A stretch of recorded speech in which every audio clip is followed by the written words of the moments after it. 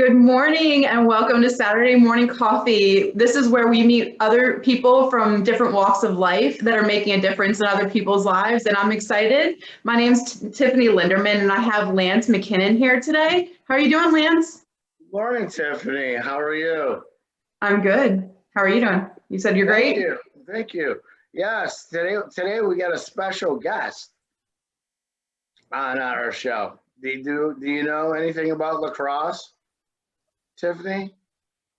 Okay, I'm learning, and it's an amazing thing. So I think you're going to tell me something about it, right? Yeah, so today we have a very special guest, the one and only Bradley Bubba Voigt from upstate New York, Syracuse, the man, the myth, the legend.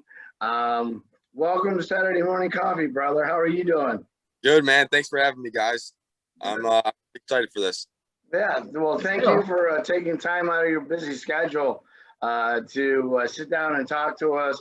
I know we're not only going to talk about lacrosse, but we're going to talk about dedication and what it takes and things like that. But just go ahead, tell us your story, man. Like, how did it all start? Where are you at?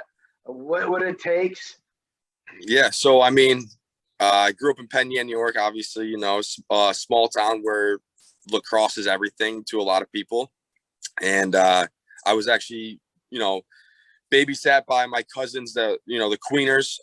It's a big name in lacrosse. And I just remember picking up a lacrosse stick out, when I was 2 or 3 years old, and going out in like the front yard at my parents' house when my cousin Sarah was babysitting me, and we started playing catch, and she taught me behind the back at like 3 years old. And I just never put down the lacrosse stick since then.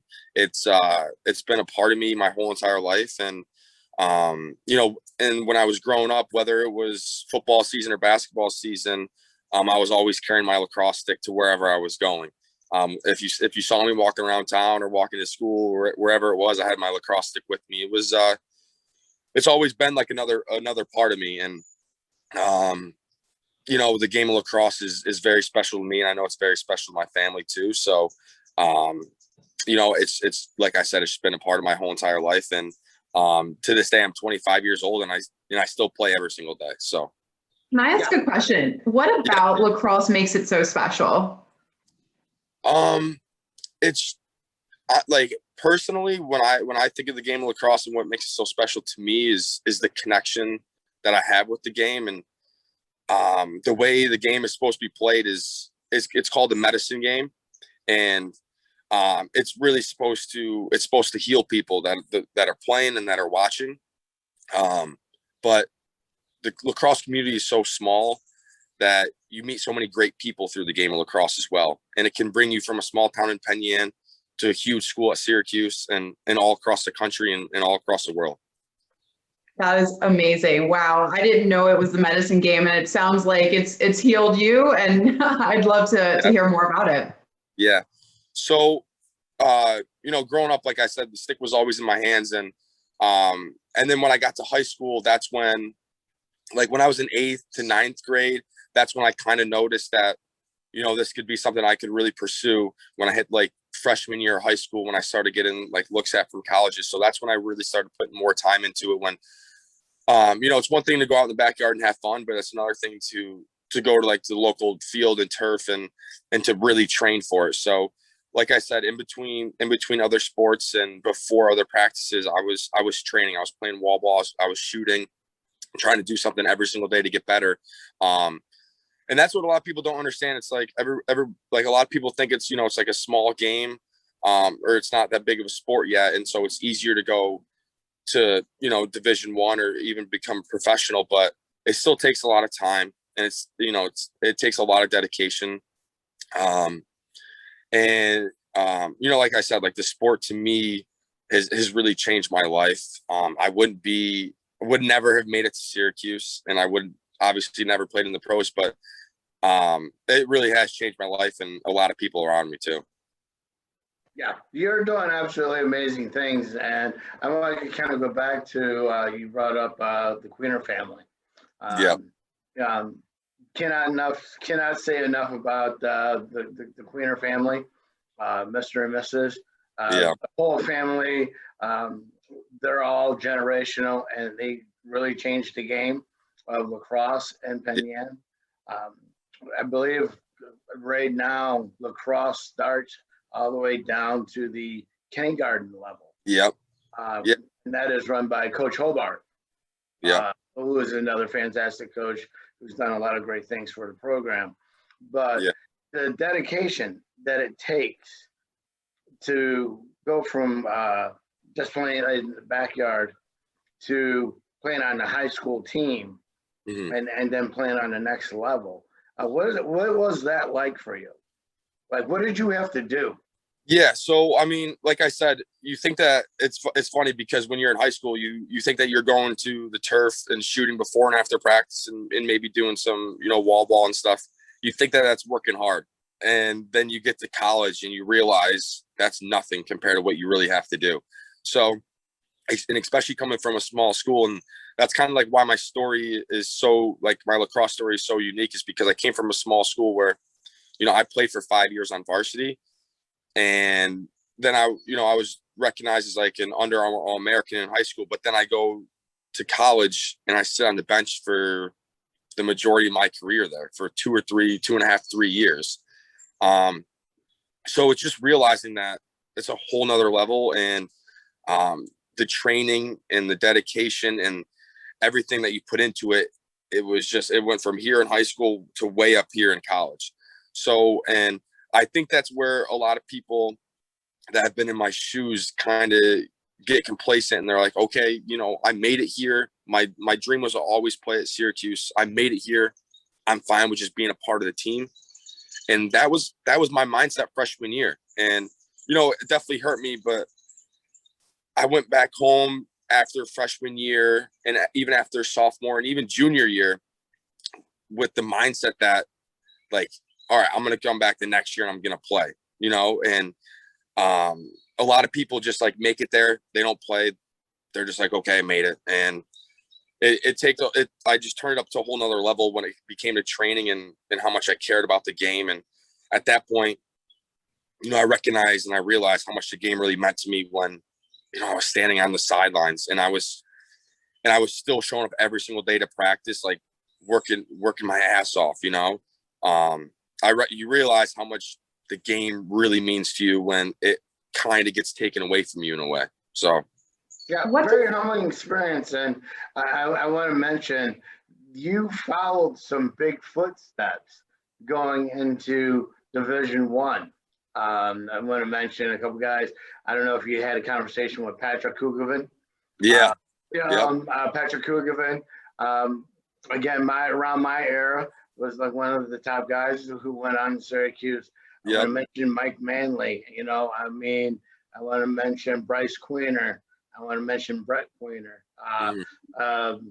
Carwicks, Carlson's. So, there was a lot of a lot of pressure. Right.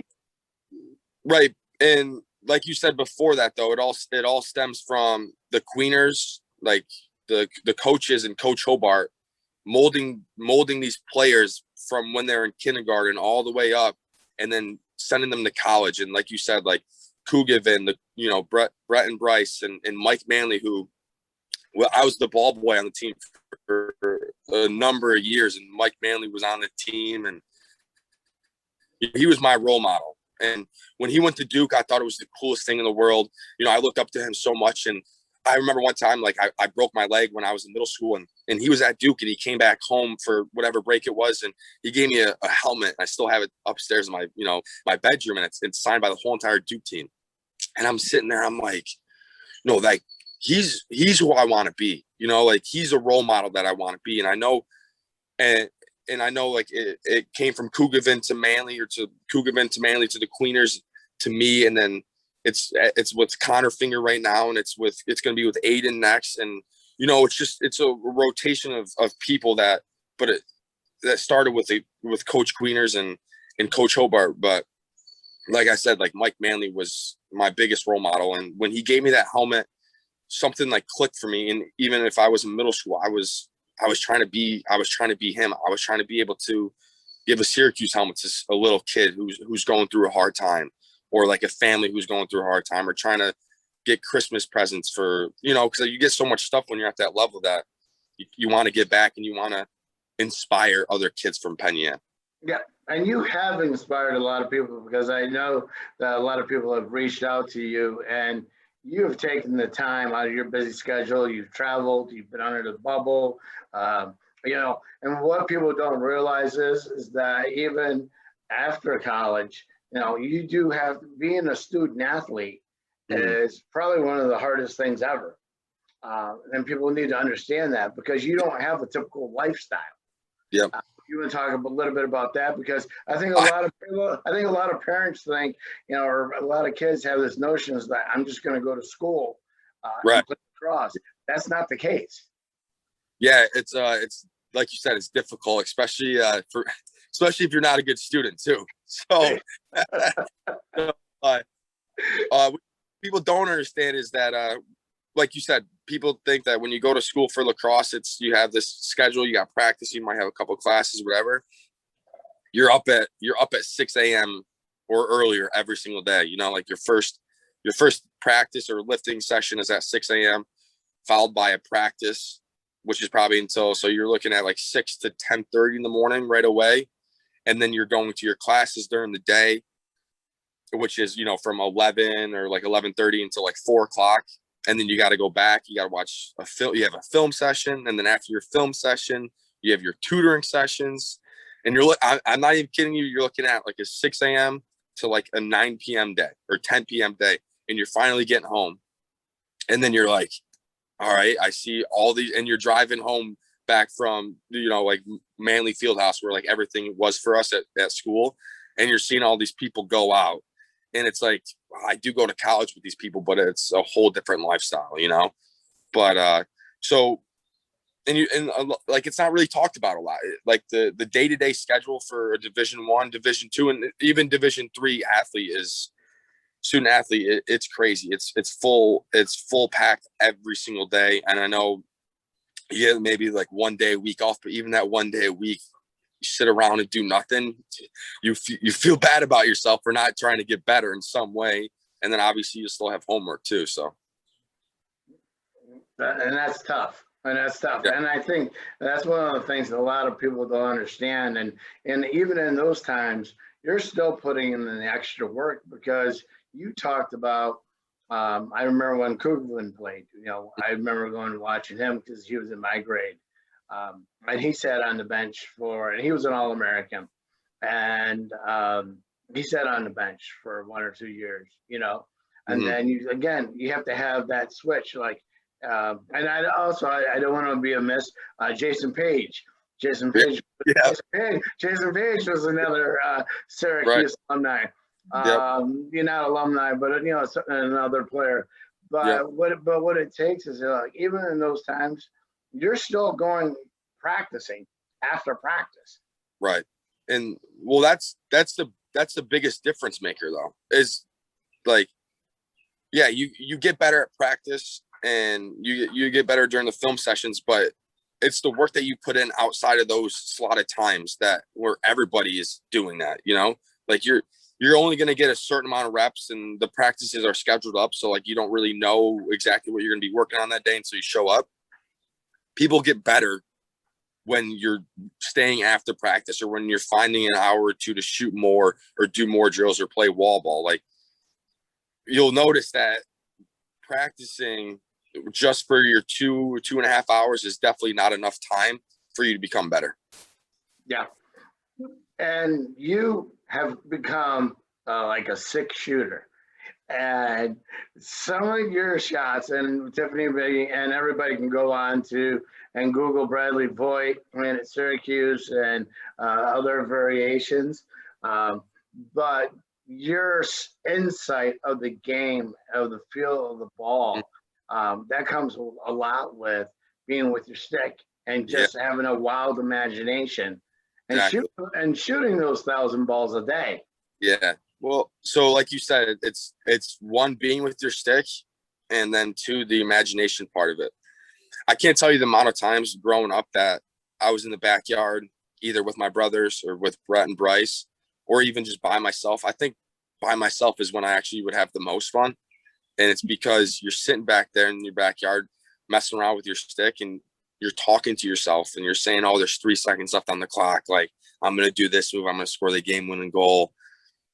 I did that for years and years, man. Like, I can't tell you how many times I was just in the backyard doing that over and over again. And you say, like, the imagination part, that's where it comes from. And then you like visualize something, and then you go out the next day or maybe even years later, and you pull the move, and you're like, that's from the backyard. And that's where, like, the fun of the game and the creativeness of the game really comes out. And, like, that's why, look, like, when I was doing the podcast with Bryce, he said, where's your favorite place to play? And I said the backyard. And that's the reason why.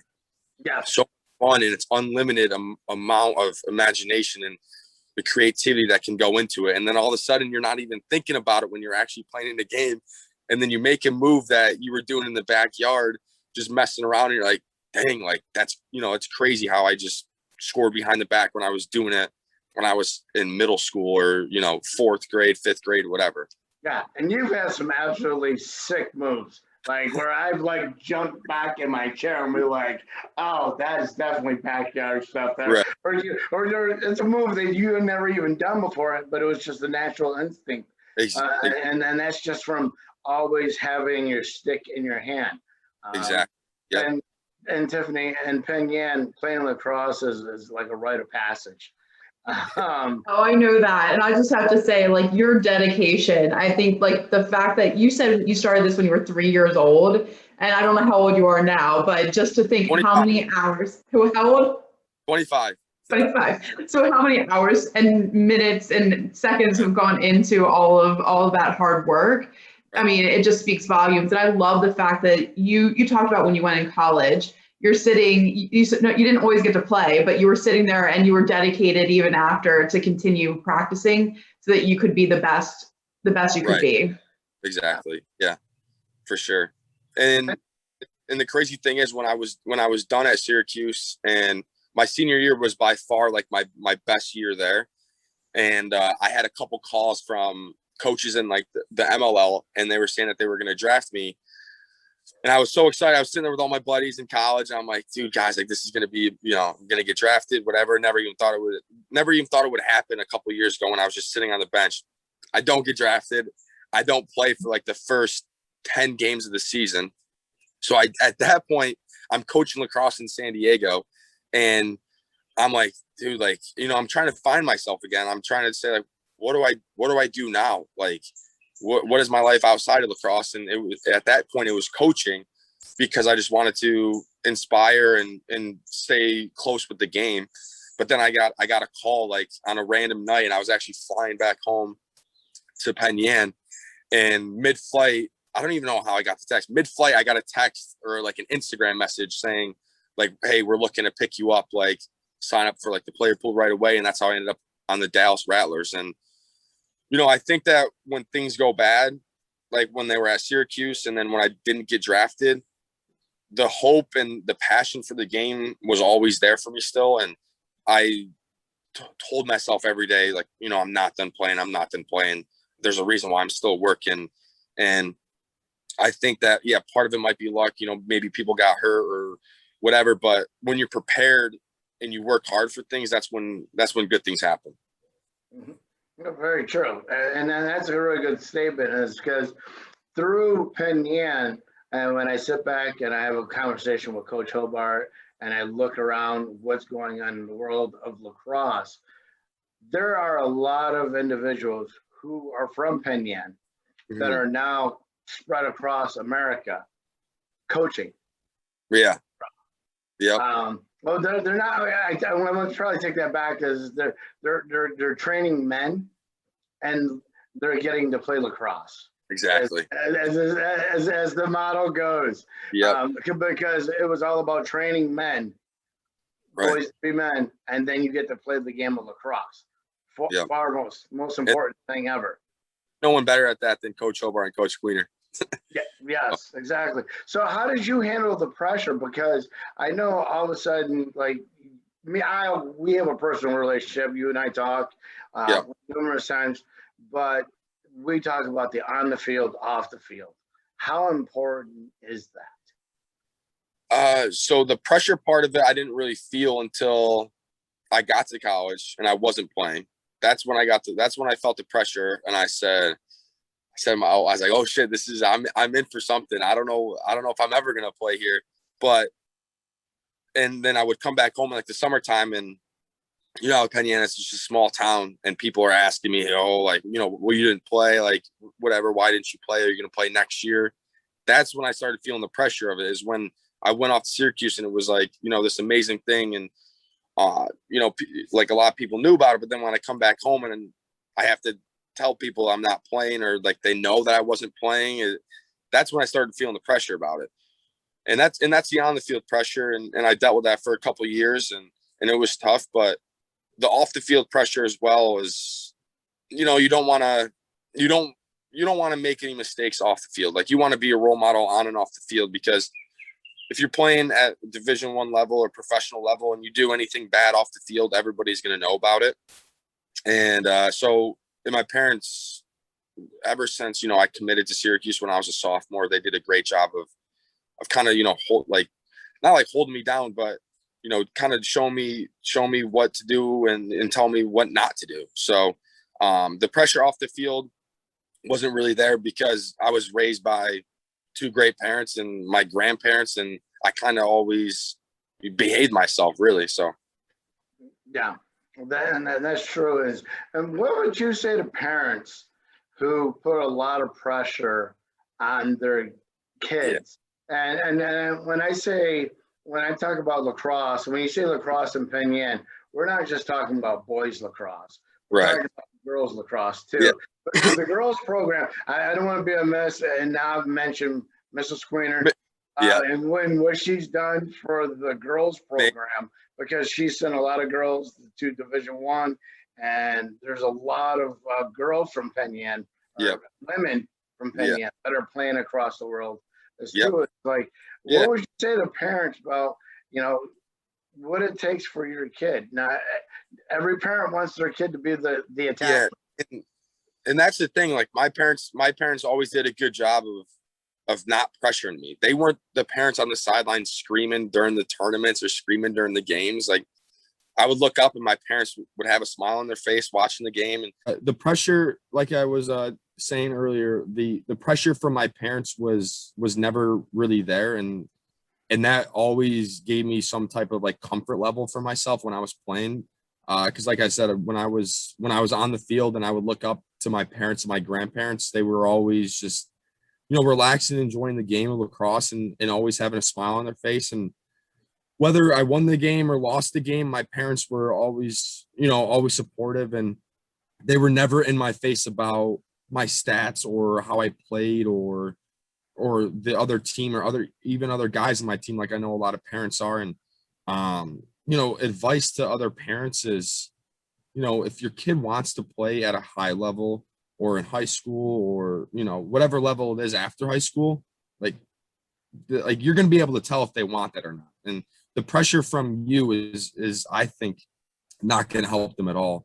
Cause I've seen kids who absolutely love the game, and this could be any sport. Like, they absolutely love the game. And then they have parents who are all over them. Hey, we're going to go to this tournament. We're going to go to this tournament. Like, make sure you do this. And then, they're trying to coach them up during games and before and after games on the ride to the games. And then all of a sudden you see a kid that loves the game of lacrosse 2-3 years later, they're not even playing anymore. It's the parents that are super, super involved in that kind of ruin the sport for some of the kids. So I think that there's parents can find like a good balance of showing your kid that, they can work hard and they can work for something and enjoying the game. And, then also just kind of like, they're young kids. They're like third grade all the way up through high school. Like, they're your kids and they're young kids at the time. So like, let them enjoy middle school things. Like, let them go to the movies with their friends, and they don't have to be, working out, working on lacrosse 24/7. Like, they can have a life outside of that too. Yeah. And that's huge too. And I think there is a lot of pressure. I want my son or daughter to go to the next level. Right. And then I want to touch on something too. We really didn't talk on. We did briefly, but the off the field pressure of you being an example, because we're living in a world now of professional athletes being great on the field, but their demeanor off the field. I know you and I have had personal conversations about this, and you never know who's watching you. Exactly. And so you have to live a lifestyle still to this day that's not typical. Right. Yeah. And I think social media is also like a very scary thing too I mean, it's literally like taking over. You look at middle schoolers and high schoolers nowadays, they're on their phone 24/7. And I think that it's only hurting people because it's taking them away from being outside and doing things outdoors. And it's also putting them in bad situations where they're posting things that they shouldn't be, or they're in a video or a picture they shouldn't be, you know, like whether it's at a party or whatever it is. I think the social media part of it, I think that I grew up in like the perfect area of like, okay, it was there, but it wasn't anything crazy like it is nowadays. But the off-field pressure though, I've always just wanted to lead by example. And like I said, there was people like Mike Manley before me that kind of showed me the way to do that. And also like Coach Queener and Coach Hobart that kind of molded me into a young man that kind of wanted to be a leader and, you know, lead by example. Like I said, and growing up in a small town, everybody hears everything anyway. So if there was any time I was messing around or would get in trouble, everybody would have heard about it. So I knew that at the time. And in high school, I was so obsessed with the sport of lacrosse that's all I wanted to do. A lot of people like wouldn't want to hang out with me just because like I would want to be outside playing or I'd want to be watching it. So I thought it was maybe because you had that weird blonde mohawk. I mean, I did have just like a mustache at one point with blonde hair, so that could be it too. Actually, that was actually probably the reason why. I was wondering. I was digging through some old pictures. Yeah. And I was like, maybe we should probably pop these up and be because you come a long ways. And I got some great pictures of you and Coach Hobart and Queener. I think it was right after states and. You guys had just won, and you just had this big, huge smile, and you're right in the middle of them, which is pretty awesome. Things you're doing that are helping other kids. Can you just just tell us briefly about some of the things they can do and how you're helping? And I know that I'm going to see you this summer as well. That's too. right. So, yeah, that's right. Yeah. I'm looking forward to it. Yeah. But yeah, just talk about how you're giving back to the youth. Yeah. So.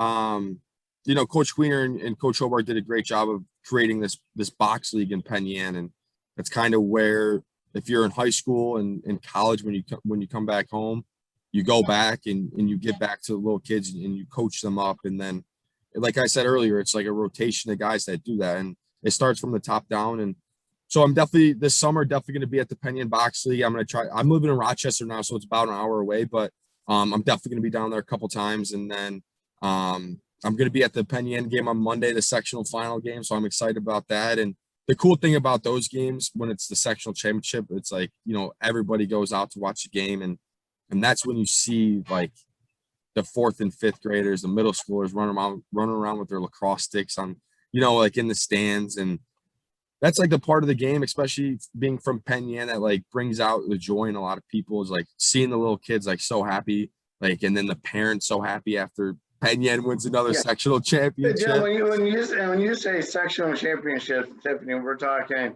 I think Penn Yan has won 19 out of 21 years. Yeah. No pressure. Right, no pressure at all. No pressure. no pressure at all. But they won the championship like 19. I don't know the exact number, but it's somewhere around there, 19 and 21. I think it's like up into the 20s now. I think it's like 22 out of like 24, I think. So yeah. So but it's crazy. And this summer I'm just gonna keep the stick in my hands, and then I got a camp in August that, you know, which is important to me. I started it like right out of college, and my goal is to bring back like as many girl lacrosse players like from Syracuse in the pros and for girls, and the same thing on the boys side as well.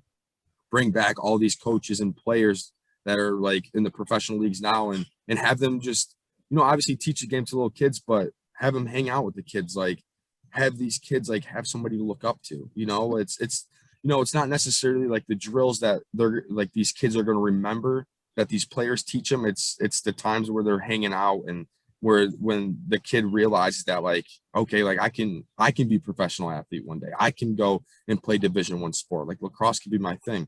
But one thing I do want to say though is, it doesn't have to be lacrosse. Like if you find your passion and your passion and you pursue it, like mine is lacrosse, but yours is completely different, and yours is definitely, Tiffany, yours is different too. Like everyone has their own passion, and I think that when you have that, like you should pursue it, right? Like life is short, pursue your passion, and I think that's what I'm trying to do with the sport of lacrosse right now.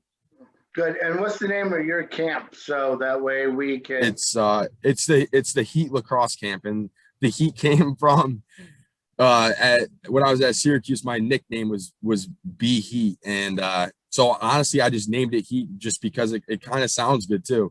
So that's what I was called at school. I don't know why, but so I just went with that.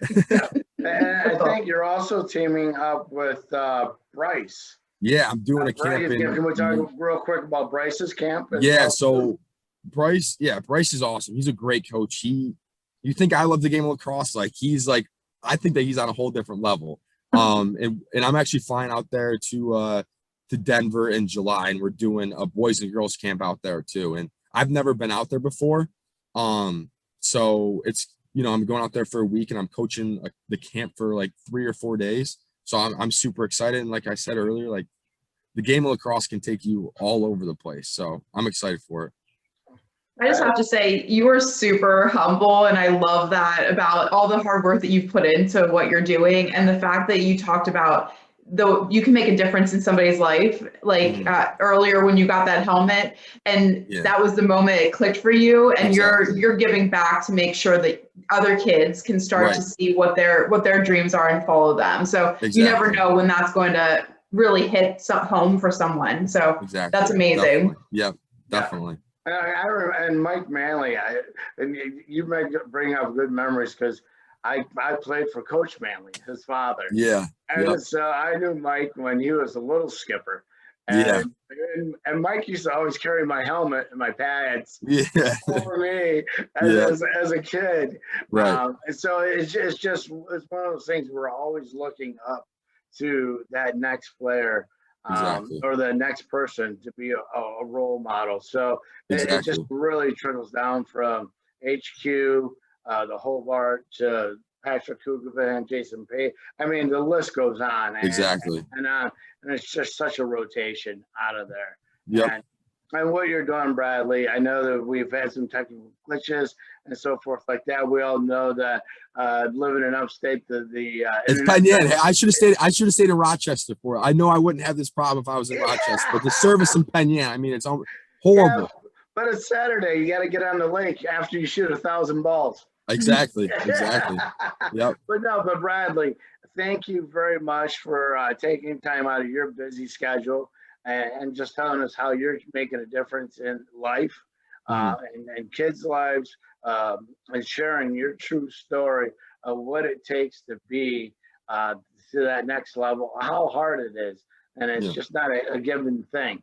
And we can't take it for granted. And I know you and I have had a lot of one-on-one conversations about life, and we enjoy it every day because it's a gift. And, exactly. I appreciate you guys having me on. I think what you guys are doing with this podcast is amazing, though. Like I think you guys are reaching out to people that have completely different stories, and it's interesting to hear from a bunch of different people that have a bunch of different passions. So thank you guys for having me on. I appreciate it. All right, thank you, Bradley. Now go shoot, and I'll talk to you soon. That's right. Yep. Cheers, brother. See ya. I got some water. I got some water. Cheers. Some water. All right. See ya.